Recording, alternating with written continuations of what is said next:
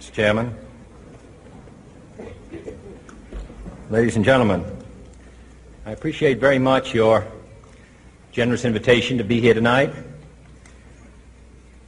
You bear heavy responsibilities these days, and the article I read some time ago reminded me of how particularly heavily the burdens of present-day events bear upon your profession. You may remember that in 1851, the New York Herald Tribune, under the sponsorship and publishing of Horace Greeley, employed as its London correspondent an obscure journalist by the name of Karl Marx.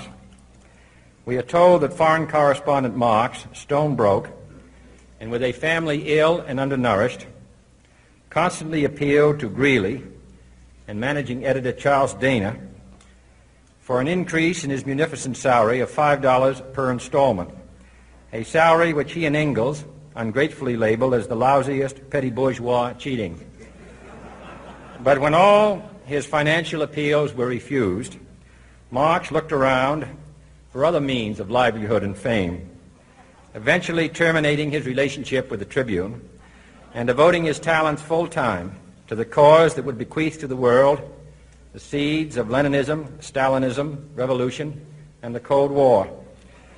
If only this capitalistic New York newspaper had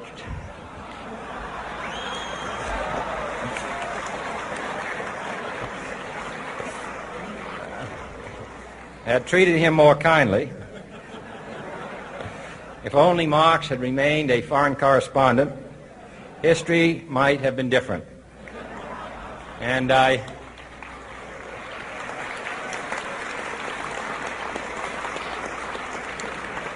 I hope all publishers will bear this lesson in mind the next time they receive a poverty-stricken appeal from a small increase in the expense account from an obscure newspaper man.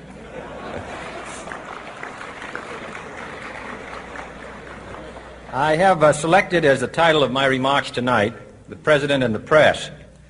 Some may suggest that this would be more naturally worded, "The President versus the Press," but those are not my sentiments tonight. It is true, however, that when a well-known diplomat from another country demanded recently that our State Department repudiate certain newspaper attacks on his colleagues, it was unnecessary for us to reply that this administration was not responsible for the press, for the press had already made it clear that it was not responsible for this administration.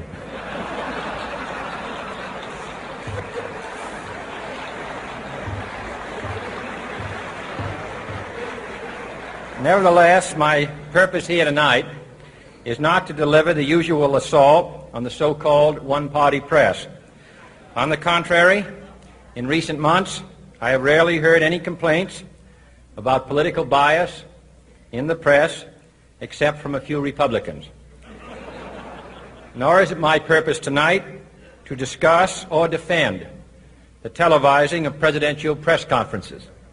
I think it is highly beneficial to have some 20 million Americans regularly sit in on these conferences to observe, if I may say so, the incisive, the intelligent, and the courteous qualities displayed by your Washington correspondents. Nor, finally, are these remarks intended to examine the proper degree of privacy which the press should allow to any president and his family. If, in the last few months, your White House reporters and photographers have been attending church services with regularity, that has surely done them no harm.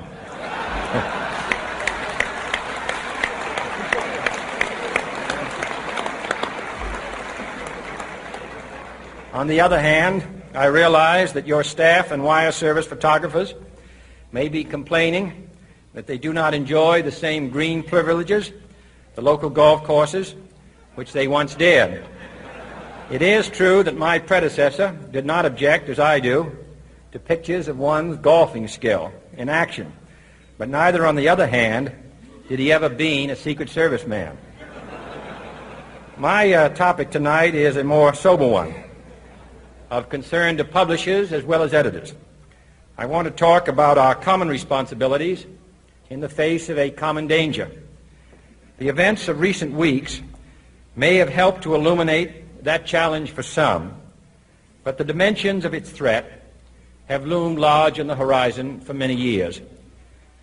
Whatever our hopes may be for the future, for reducing this threat or living with it, there is no escaping either the gravity or the totality of its challenge to our survival and to our security, a challenge that confronts us in unaccustomed ways in every sphere of human activity. This deadly challenge imposes upon our society two requirements of direct concern, both to the press and to the President. Two requirements that may seem almost contradictory in tone, but which must be reconciled and fulfilled if we are to meet this national peril. I refer first to the need for far greater public information, and second, to the need for far greater official secrecy. The very word secrecy is repugnant in a free and open society, and we are, as a people, inherently and historically opposed to secret societies, to secret oaths, and to secret proceedings.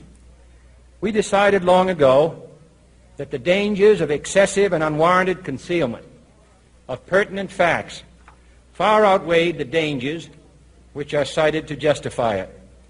Even today, there is little value in opposing the threat of a closed society by imitating its arbitrary restrictions. Even today, there is little value in ensuring the survival of our nation if our traditions do not survive with it. And there is very grave danger that an announced need for increased security will be seized upon by those anxious to expand its meaning to the very limits of official censorship and concealment.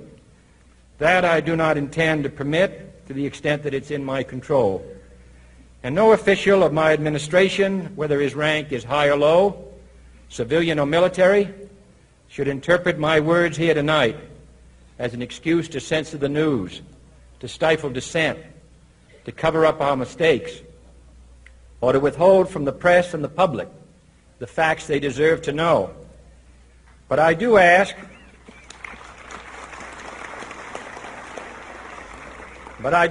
every publisher, every editor, and every newsman in the nation to re-examine his own standards and to recognize the nature of our country's peril. In time of war, the government and the press have customarily joined in an effort based largely on self-discipline to prevent unauthorized disclosures to the enemy. In times of clear and present danger, the courts have held that even the privileged rights of the First Amendment must yield to the public's need for national security. Today, no war has been declared, and however fierce the struggle may be, it may never be declared in the traditional fashion. Our way of life is under attack. Those who make themselves our enemy are advancing around the globe. The survival of our friends is in danger. And yet no war has been declared. No borders have been crossed by marching troops. No missiles have been fired. If the press is awaiting a declaration of war before it imposes the self-discipline of combat conditions, then I can only say that no war ever posed a greater threat to our security. If you are awaiting a finding of clear and present danger, then I can only say that the danger has never been more clear, and its presence has never been more imminent. It requires a change in outlook, a change in tactics, a change in missions by the government, by the people, by every businessman or labor leader, and by every newspaper. For we are opposed around the world by a monolithic and ruthless conspiracy that relies primarily on covert means for expanding its sphere of influence, on infiltration instead of invasion, on subversion instead of elections, on intimidation instead of free choice, on guerrillas by night instead of armies by day. It is a system which has conscripted vast human and material resources into the building of a tightly knit, highly efficient machine that combines military, diplomatic, intelligence, economic, scientific, and political operations. Its preparations are concealed, not published. Its mistakes are buried, not headlined. Its dissenters are silenced, not praised.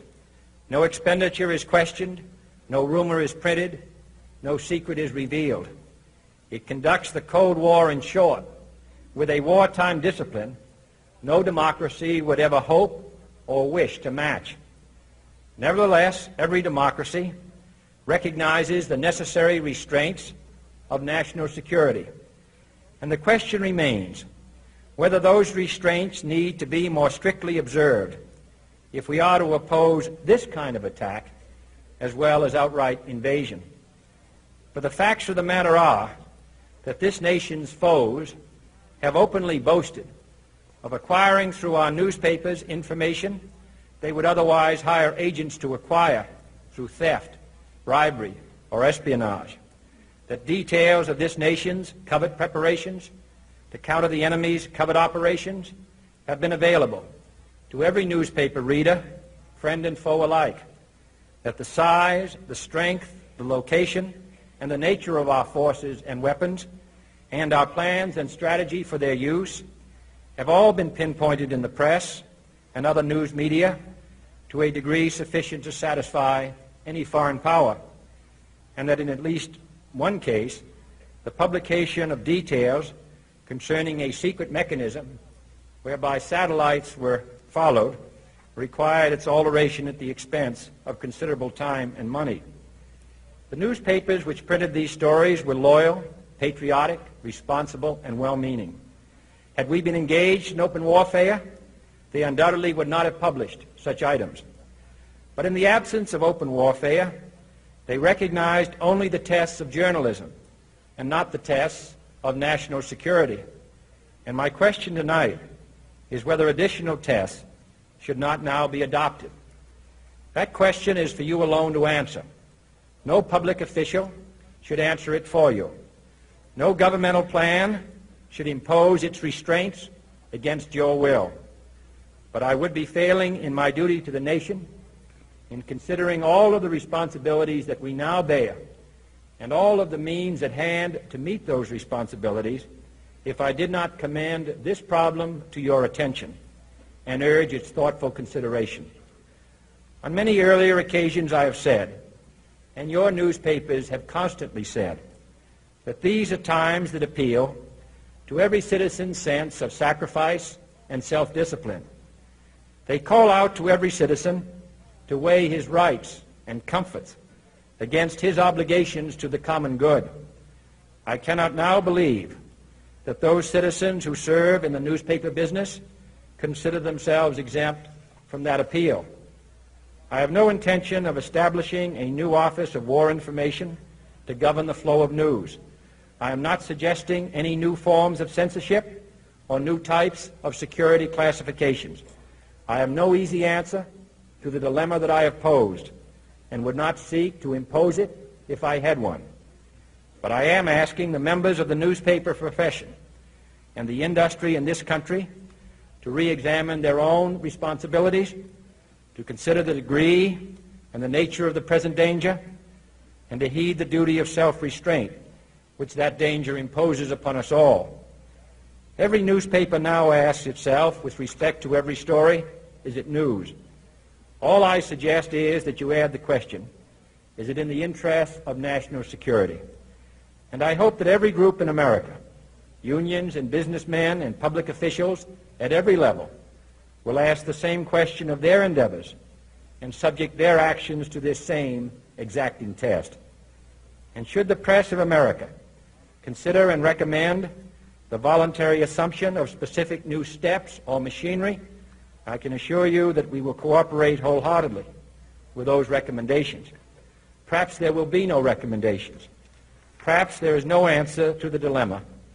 faced by a free and open society in a cold and secret war. In times of peace, any discussion of this subject and any action that results are both painful and without precedent.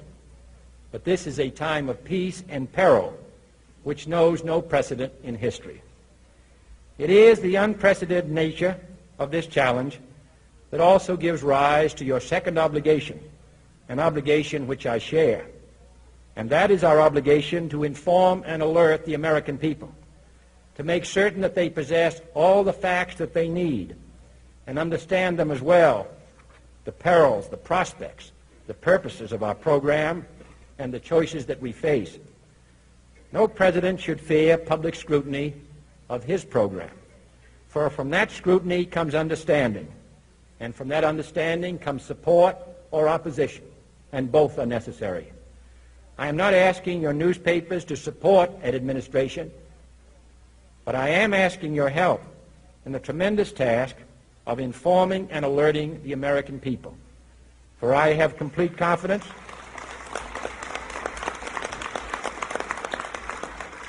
in the response and dedication of our citizens whenever they are fully informed. I not only could not stifle controversy among your readers, I welcome it. This administration intends to be candid about its errors. For as a wise man once said, an error doesn't become a mistake until you refuse to correct it. We intend to accept full responsibility for our errors, and we expect you to point them out when we miss them. Without debate, without criticism, no administration and no country can succeed, and no republic can survive. That is why the Athenian lawmaker Solon decreed it a crime for any citizen to shrink from controversy.